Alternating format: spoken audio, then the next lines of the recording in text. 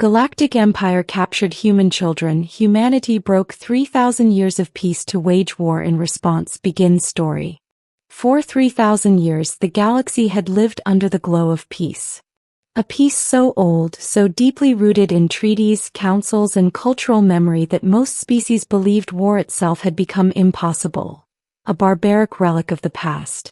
The Pact of Stars, signed by over 200 civilizations, had outlawed aggression, conquest, and the taking of sentient captives. Humanity had honored that pact more fiercely than any other species.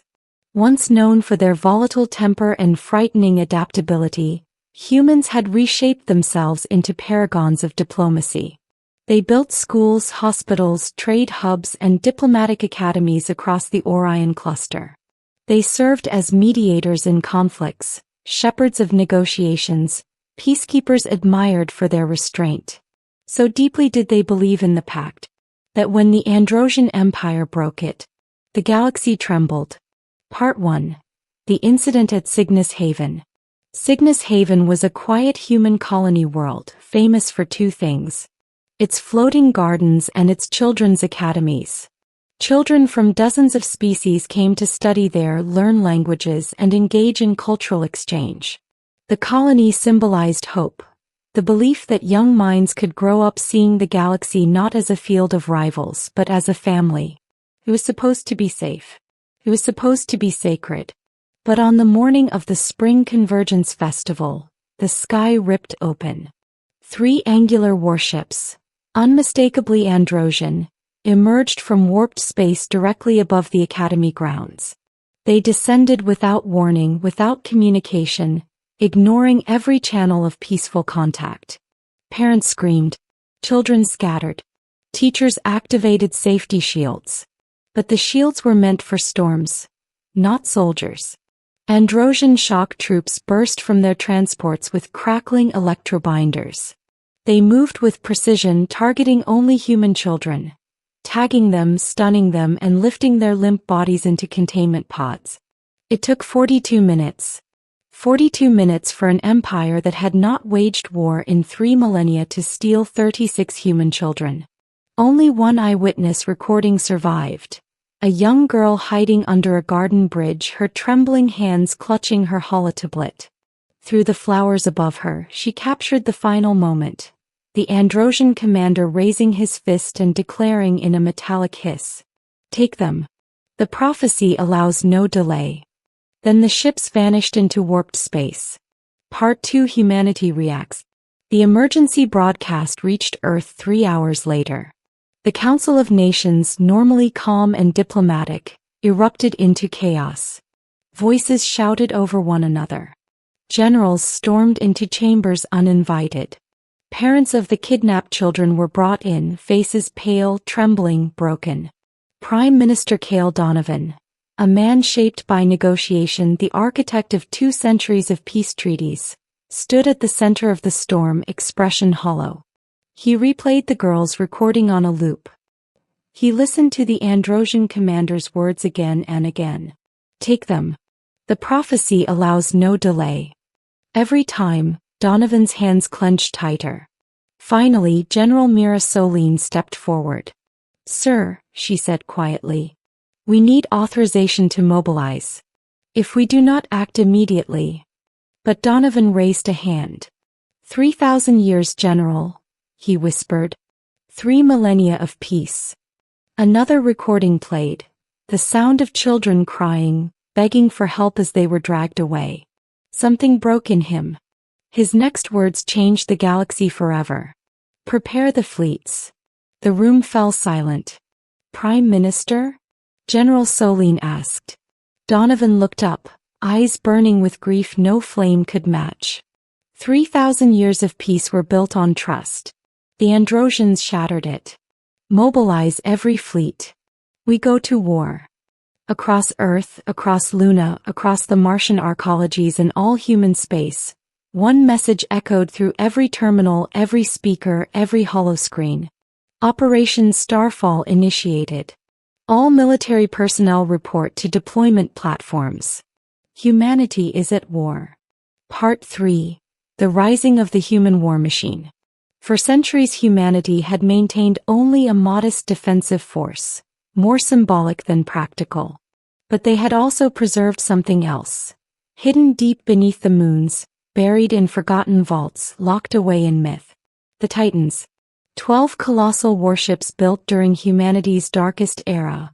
War machines so powerful that after the signing of the pact, they were sealed under binding oaths never to be awakened again. Till now. As the seals broke, the galaxy watched ancient behemoths rise from beneath the lunar dust, their hulls shimmering with old nanotech, their reactors roaring to life like slumbering gods awakened. The flagship Titan 01 Judgment led the charge. The Eridani fleet followed, tens of thousands of starships, carriers, drones, assault cruisers and stealth frigates mobilizing in perfect unison. The galaxy had never seen the human war machine at full capacity.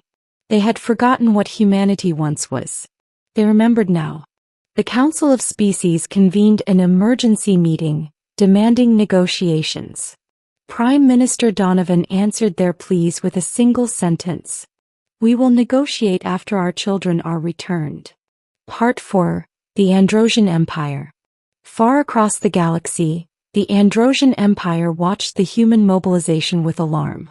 Emperor Zaltor stood in his crystalline throne chamber, tapping his taloned fingers against the armrest.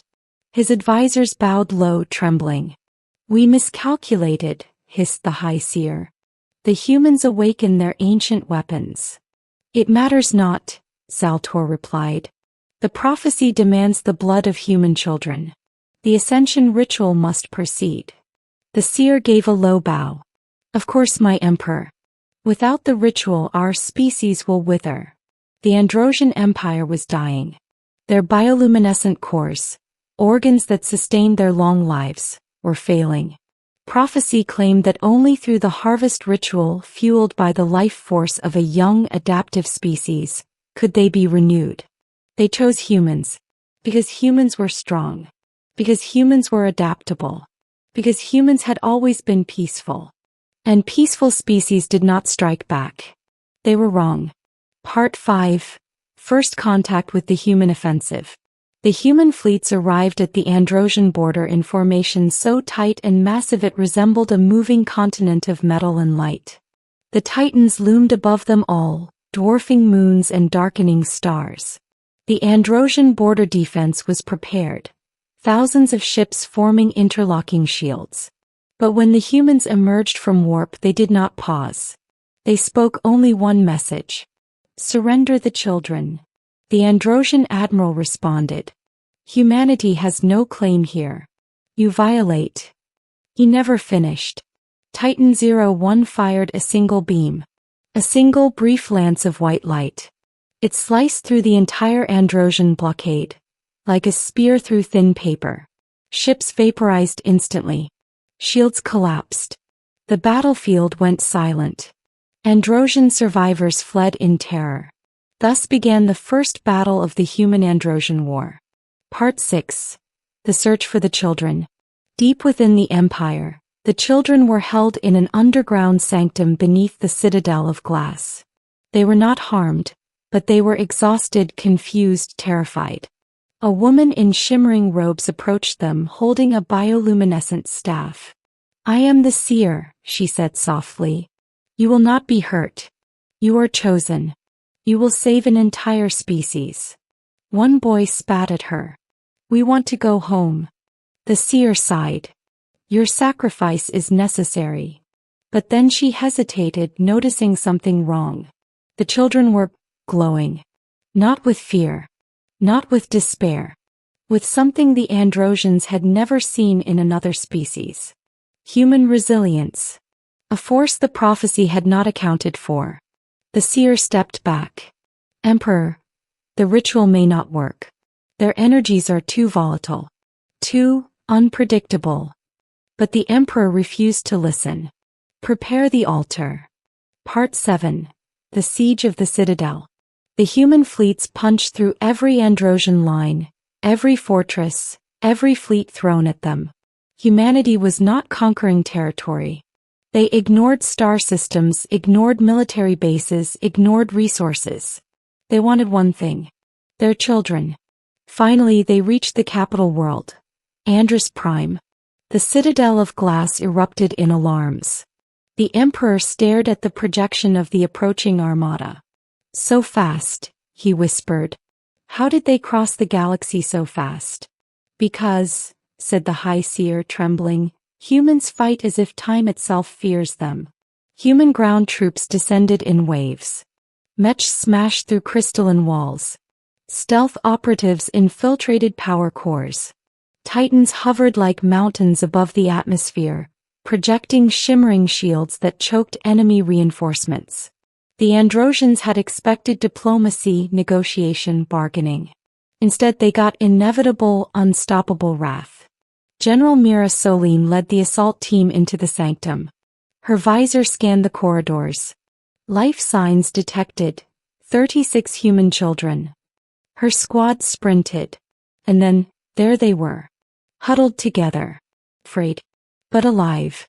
The youngest girl, the one who recorded the attack, looked up with wide eyes. "You came." General Solene knelt. "We always come." But the moment was shattered by a thunderous roar. The Emperor of the Androsians approached, armor glowing with ritual energy, flanked by temple guardians. "They are mine," he thundered. "Their life force will rebirth an empire. You dare." He never finished his sentence. The youngest child stepped forward. "No," she said. Every hololight flickered. The Emperor's glow dimmed. Her voice shook, but she kept going. "You shouldn't have touched us." The Emperor staggered back, stunned by the force of her will.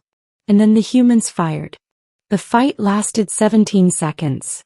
General Solene carried the children out of the sanctum one by one. Part 8. Revelation and Collapse. Across the galaxy, the Council of Species prepared to condemn humanity for breaking the ancient peace. They drafted accusations, sanctions, reprimands. Then the evidence arrived. Human intelligence operatives broadcast a full report of the Androsian ritual plans. The prophecy, the intended sacrifice of children, the entire Empire-sanctioned scheme. The galaxy froze in horror. The Androsian Empire's allies abandoned them. Their protectorates revolted. Their fleets mutinied. Andros Prime fell within hours. The Empire collapsed in days. No one defended them. War had been justified, and humanity had acted not for power or territory, but for their children. Part 9. The Aftermath. The children were returned to Cygnus Haven, greeted by families who crushed them in sobbing embraces. Entire cities celebrated. Millions lined up across Earth to thank the soldiers who had brought them home. But humanity did not celebrate victory. They mourned the loss of innocence.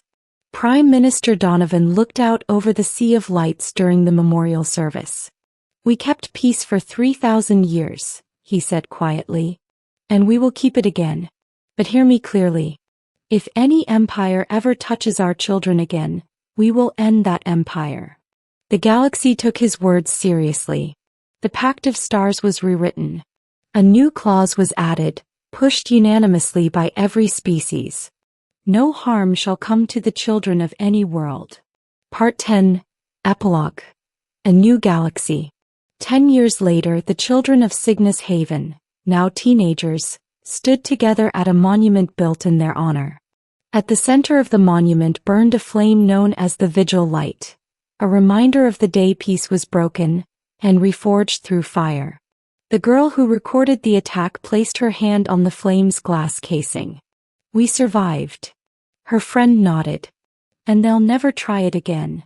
Above them, the Titans drifted silently in the sky, not as weapons of war but as sentinels of peace. A final inscription gleamed beneath the monument, written in every known language.